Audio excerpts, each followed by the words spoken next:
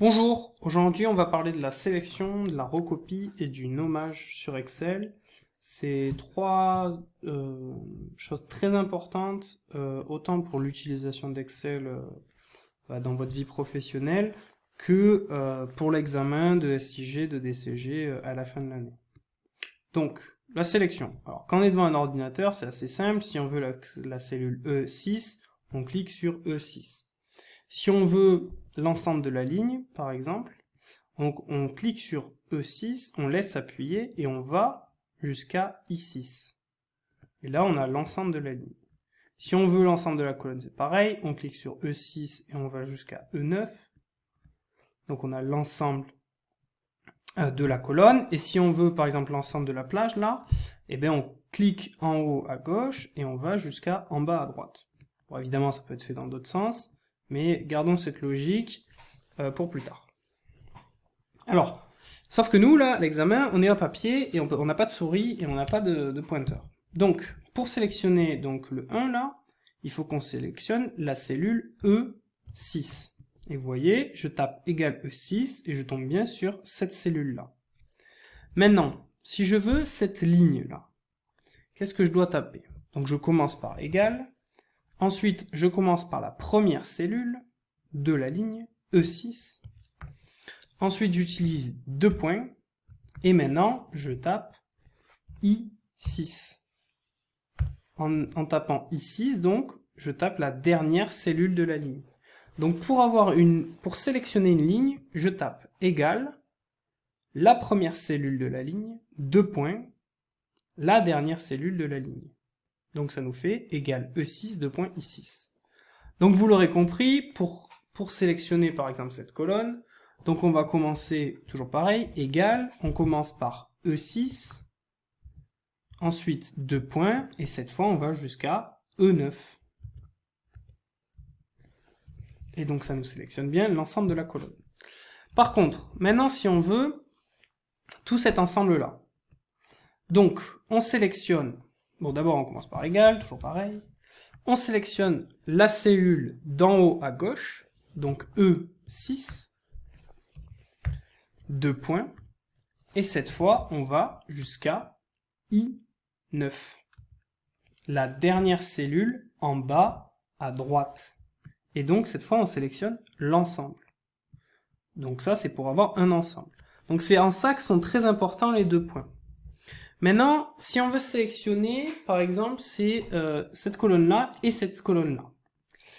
Eh bien, à la souris, c'est assez facile. On sélectionne, on appuie sur CTRL, et ensuite on peut sélectionner le reste. On peut même ajouter des lignes, une unité par-ci, une cellule par-là, une cellule par-là. Mais, à l'écrit, c'est plus dur. Donc, on commence par égal. Donc, commençons par exemple par cette colonne. Donc, on a dit E6, 2 points, E9. E6, 2 points, E9. Très bien. Maintenant, on veut ajouter quelque chose d'autre. Admettons ce bit-là. Donc d'abord, pour dire à Excel, je vais te parler d'autre chose, je vais plus te parler de cette colonne-là, il faut lui dire, j'arrête de te parler de ça, je veux passer à autre chose. Et pour ça, on utilise le point-virgule. Point-virgule, ça veut dire, je passe à autre chose. Donc maintenant, on va mettre G7. G7. Et vous voyez, il a compris. Maintenant, si je veux cette ligne-là, 18, 19, 20, il faut lui dire je passe à autre chose avec le point virgule et maintenant on commence à y reparler. On y dit G9 à I9. Donc G9, 2 points, I9. Donc c'est comme ça que se fait la sélection et c'est comme ça que se fera la sélection en version papier essentiellement. Après, à la souris, c'est quand même plus pratique. Donc voilà pour la sélection. Maintenant, la recopie. Donc la recopie, en fait, c'est le cœur même de Excel, parce que Excel, c'est un outil pour feignants. Le but, c'est de beaucoup travailler au début pour la construction de la base de données, mais une fois que les bases de données sont à l'intérieur, le but, c'est de travailler le moins possible. Donc, par exemple, ici, un tableau pour calculer la densité de population de 4 pays. France, Espagne, Allemagne, Russie. Donc évidemment, pour calculer la densité de population, c'est population divisée par superficie. Donc, il faut bien faire égal, sélectionner une case dans laquelle il y a population, et la diviser avec slash par la superficie. On trouve un résultat. Très bien. Mais nous, on veut pas faire cette opération 4 fois. Alors 4 fois, c'est pas énorme, mais pour une entreprise qui a des centaines de milliards de données, des dizaines de milliards de calculs à faire, on va pas le faire, on va pas retaper à chaque fois la formule. Donc ce qu'on peut faire, c'est recopier, décaler une formule pour qu'elle s'applique à d'autres données, à d'autres cellules. Donc ici, on va décaler vers la droite, et donc on va lui dire, ne mets plus le résultat ici, mets-le vers la droite, mais aussi, ne prends plus ces données E7 et E8, mais prends celles qui sont vers la droite. Donc F7, F8, G7, G8, H7, H8. Donc on va cliquer sur le petit carreau qui est là, une fois que la croix noire se forme, et ensuite on décale. Et par magie, donc, ça reconstitue les calculs. On va voir ici que ce résultat-là, c'est bien cette donnée-ci divisée par celle-là. On a décalé vers la droite, mais le calcul aussi s'est décalé vers la droite. Alors, donc de droite à gauche dans le sens des colonnes. On peut le faire aussi de haut en bas dans le sens des lignes. Ici un tableau récapitulatif des paiements que doit recevoir un propriétaire en fonction des loyers et des charges qu'il demande. Donc on ajoute les loyers plus les charges. Et là, quand on va décaler vers en bas, parce qu'on n'a pas envie de retaper à chaque fois, parce qu'on veut garder cette formule, eh bien, ça fait le calcul à notre place. Et on voit ici que pour la case I20, ça a bien pris G20 plus H20. Donc ça, en faisant de la recopie de formules, eh bien, on gagne énormément de temps. Mais dans ce cas-là, il faut réfléchir à la conception de sa base de données. On peut même le faire dans les deux sens, de haut en bas et de gauche à droite. Par exemple, on va essayer de fusionner ces deux tableaux. Donc ici, 1 plus 11. 1 plus 11, normalement, ça devrait faire 12. Et donc là, quand je vais décaler, normalement, ça va prendre cette cellule-là et cette cellule-là. Donc ça va prendre 2 plus 12, 14, normalement. On est bon. On peut même continuer jusqu'au bout.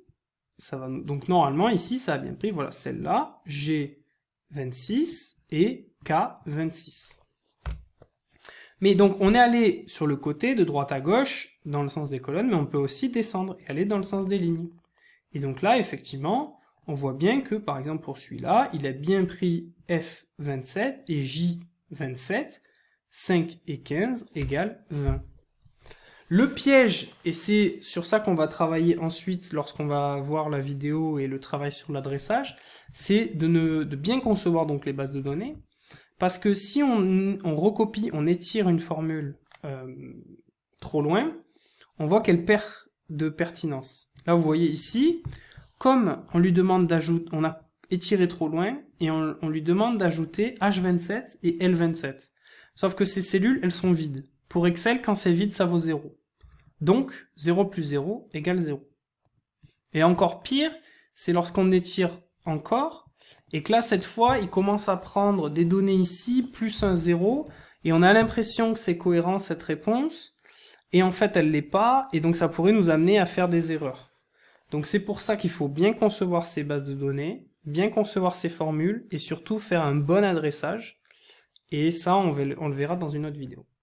Ensuite, dernier point, le nommage. Alors ce tableau, bon, vous l'avez déjà vu, et je vais vous montrer que on peut nommer des cellules. Alors cette cellule, par exemple, c'est E26.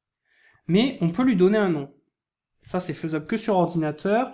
Lors de l'examen, ça pourra arriver que ce soit déjà fait. On vous dira telle plage de cellules, de A10 à A25, ça s'appelle taux de TVA. Et donc, vous le saurez et vous pourrez utiliser, à la place d'utiliser A10 de point A25, vous utiliserez le terme taux de TVA. Et donc là, c'est ce qu'on va faire, mais cette fois sur ordinateur. Donc, on va définir un nom. Par exemple, cette cellule, je vais l'appeler bleu.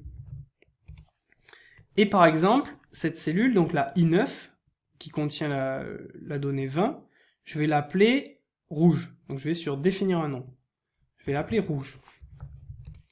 Et donc ce qui se passe, c'est que si je fais bleu plus rouge, ça va me faire 1 plus 20.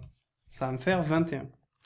Alors ici, dans cet exemple, c'est pas transcendant l'utilité que ça peut avoir, mais lorsqu'il y a beaucoup de données, lorsque on va commencer à se perdre entre I25 et G43, ça ce sera le taux de remise pour les clients fidèles. Et puis ensuite, on va avoir sur une autre feuille, une autre base de données, de A25 à A43, il y aura la liste des clients fidèles, et ainsi de suite.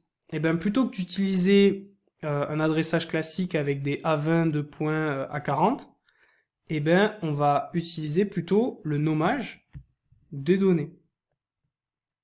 Donc voilà, c'est tout pour cette vidéo. Donc on aura vu la sélection, la recopie et le nommage.